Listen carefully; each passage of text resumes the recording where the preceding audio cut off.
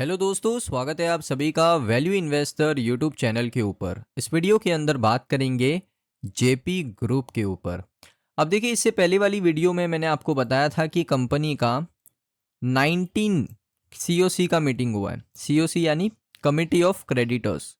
COC का meeting हो गया, उसका आउटकम दोस्तों इस वीडियो में आपके साथ शेयर करूंगा। अदानी को लेकर एक काफ़ी बड़ी खुशखबरी है जो आपने थंबनेल पे देख ली है, वो भी दोस्तों यहाँ पर इस वीडियो में कवर करेंगे। और यहाँ पर एक और चीज़ कवर करने वाले हैं कि यहाँ पर जो कंपनी के शेयर हैं, जो जेपी पावर के शेयर हैं, 24% किसके पास है? जेपी एसोसिएट के पास है। तो प्लेज कितने हैं? तो शेयर प्लेज के ऊपर भी यहाँ पर चर्चा करने वाले हैं। सबसे पहले बात करेंगे आउटकम क्या आया है। तो यहाँ पर आप देखोगे 19 मीटिंग यानी 19वां मीटिंग था ये कमिटी ऑफ क्रेडिटर्स का। उसके बाद यहाँ पर आप देखोगे उन्होंने रेफरेंस देते हुए ये कहा कि इसमें एक ई वोटिंग भी कराई गई है। सबसे इम्पॉर्टेंट चीज़ है, ई वोटिंग कराई गई है। ई वोटिंग चालू हुई थी 24 अगस्त 2025 को, ख़त्म हुआ ये 27 अगस्त 2025 को सुबह 11 बजे के आसपास। यहाँ पर ये मीटिंग, आप सुबह नहीं कह सकते, रात में 9 बजे के आसपास ये मीटिंग ख़त्म हुआ और 11 पीएम को यहाँ पर ये मीटिंग आपका देखने को मिला था। ई वोटिंग यहाँ पर 11 पीएम को हुआ और 9 पीएम को ख़त्म हो गया। तो ये ई वोटिंग के अंदर बहुत सारे डिसीजन है कमिटी ऑफ क्रेडिटर्स के बिडर्स को लेकर, यानी जो जो कंपनीज के बिडर्स हैं, Adani group, Vedanta, Dalmia Bharat, PNC Infratech, ये जितने भी बिडर्स हैं उन सभी को लेकर एक बढ़िया खबर आ रही है। सबसे पहले आप देखोगे वोटिंग में सबसे पहला जो डिसीजन लेना था, जिसमें वोटिंग आपकी कितनी रिक्वायर्ड थी, 51% चाहिए था, लेकिन वोटिंग मिला है 93%। डिसीजन अप्रूव हो चुका है, ई वोटिंग के द्वारा इसको अप्रूव कराया गया। अप्रूवल क्या लिया गया देखिए, to approve the mechanism for commercial negotiation with the resolution applicant including. अब ये चीज़ आधी है, आधा स्टेटमेंट है, आगे मैं आपको सारी चीज़ें एक्सप्लेन करूंगा। Conduct of a challenge process, ये चीज़ को याद रखो, चैलेंज प्रोसेस का नाम ले लिया है। चैलेंज प्रोसेस होता क्या है हम देखेंगे। Challenge process amongst the resolution applicants and to approve the process note on challenge process as placed before the COC and authorize the RP to issue the same as resolution applicants and to further approve the cost of conducting the challenge process which will form part of the insolvency resolution process cost। अब इसका simple मतलब क्या है? Challenge process का मतलब होता है दोस्तों एक बिडिंग। जैसे मैं आपको थोड़ा सा यहाँ पर हम चलते हैं और गूगल से पूछते हैं कि चैलेंज प्रोसेस होता क्या है। वैसे मुझे पता है, बट मैं आपको थोड़ा क्लैरिटी के साथ बताना चाहता हूँ चैलेंज प्रोसेस क्या होता है। तो हम चैलेंज प्रोसेस यहाँ पर पूछ लेते हैं, चैलेंज प्रोसेस। सो गूगल हमें बता देगा चैलेंज प्रोसेस क्या होता है। Challenge process can refer to a 5 step method for overcoming personal hurdles और a leadership practice for questioning the status. So यहाँ पर देखिए, मैं आपको ज़्यादा घुमा फिरा के चैलेंज प्रोसेस बताऊंगा नहीं। चैलेंज प्रोसेस का सिंपल मीनिंग क्या होता है? बहुत सिंपल होता है। जिसे आपने देखा होगा, एक होता है ऑक्शन, जो भी एक टाइप का चैलेंज प्रोसेस है। ऑक्शन भी एक टाइप का चैलेंज प्रोसेस है। और एक चीज़ होती है यहाँ पर दोस्तों, जहाँ आप बिडिंग करते हो। ऑक्शन में भी आप बिडिंग करते हो और यहाँ पर एक तरीका होता है कि आप कंपनी को बिड्स देते हो। बिडिंग में क्या होता है ऑक्शन के अंदर, कि जितने भी बायर्स हैं वो सब इकट्ठा होते हैं, एक बिडर होता है, वो अपनी बिडिंग लगाता है, और एक ऑक्शनर होता है जो ऑक्शन का रेट बढ़ाता है। यानी एक ने कहा कि मैं इस चीज़ के 100 रुपये दूंगा, तो 100 रुपये 1, 2, 3, जैसे ऑक्शन में होता है।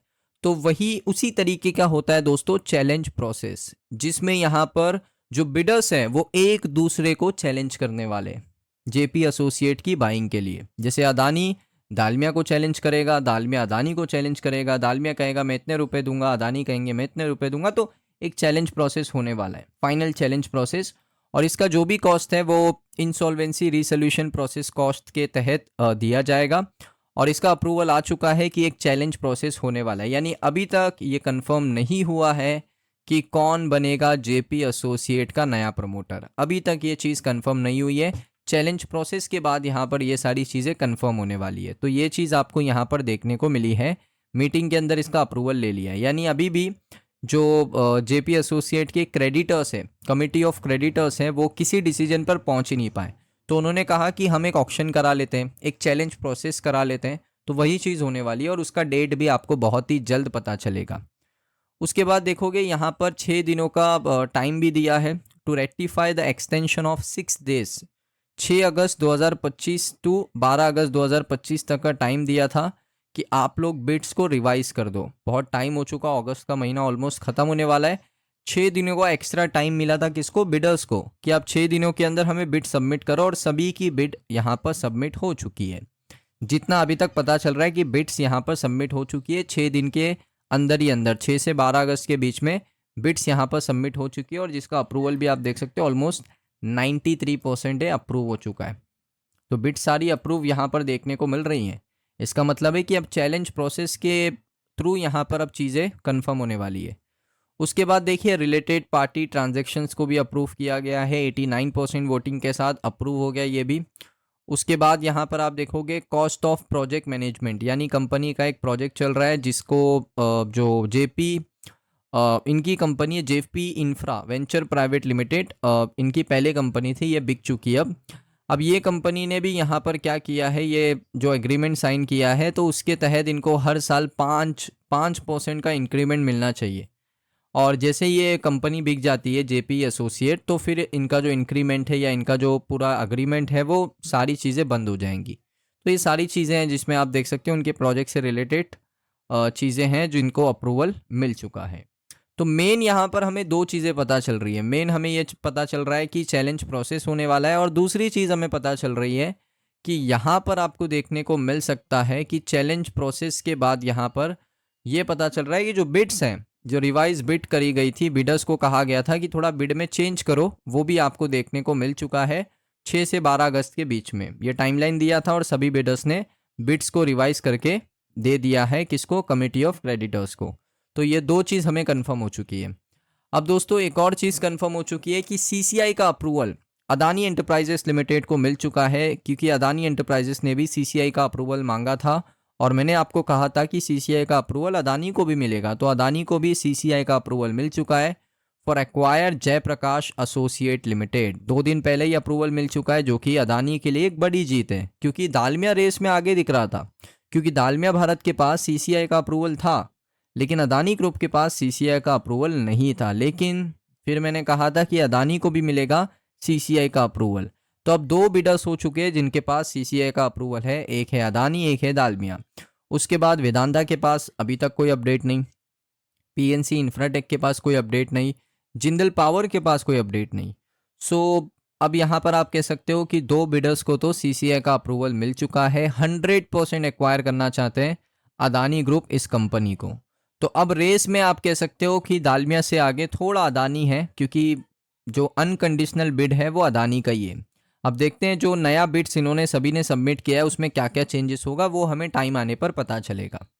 यहाँ पर भी आप देखोगे CCI clear Adani Dalmia bids for debt laden Jaiprakash associate, यानी सीसीआई ने क्लियर कर दिया है अदानी दालमिया की बिड्स को। उसके बाद मैं आपको एक और चीज़ बताना चाहता हूँ कि जो प्लेज शेयर है ना वो बड़ी दिक्कत है इस कंपनी के। जेपी पावर की बात कर रहा हूँ मैं। जेपी पावर में जो प्रमोटर होल्डिंग है वो 24% है, जिसमें से 72.99% यानी ऑलमोस्ट 73% शेयर जो हैं वो प्लेज हैं अकॉर्डिंग टू ट्रेंडलाइन डेटा। ये ट्रेंडलाइन का डेटा है, मैं आपको वेबसाइट भी बता देता हूँ, यहाँ पर आप आकर देख सकते हो। डेटा के मुताबिक मैं आपको बता रहा हूँ, जयप्रकाश पावर वेंचर लिमिटेड, ये इसका डेटा है जिसमें जो प्लेज शेयर है वो 72.99% शो कर रहा है। तो ये बड़ी दिक्कत है और इसको रिड्यूस किया है कंपनी ने, डेटा के मुताबिक 79 से 73 पर आए हैं, लेकिन इसको और रिड्यूस करना पड़ेगा प्लेज को, ये बड़ी दिक्कत है। उसके बाद यहाँ पर मैं आपको बता दूँ डीआई के अंदर अगर आप देखोगे डोमेस्टिक इंस्टीट्यूट के अंदर म्यूचुअल फंड से ज़्यादा होल्डिंग बैंक्स की है। तो बैंक्स ने काफ़ी पैसा निवेश किया है जेपी पावर के अंदर। सो दोस्तों ये वीडियो आपको कैसा लगा कमेंट सेक्शन में ज़रूर बताइए। अगर आपको वीडियो अच्छा लगा हो वीडियो को लाइक करें। मिलता हूँ मैं आप सभी लोगों को नेक्स्ट वीडियो के अंदर।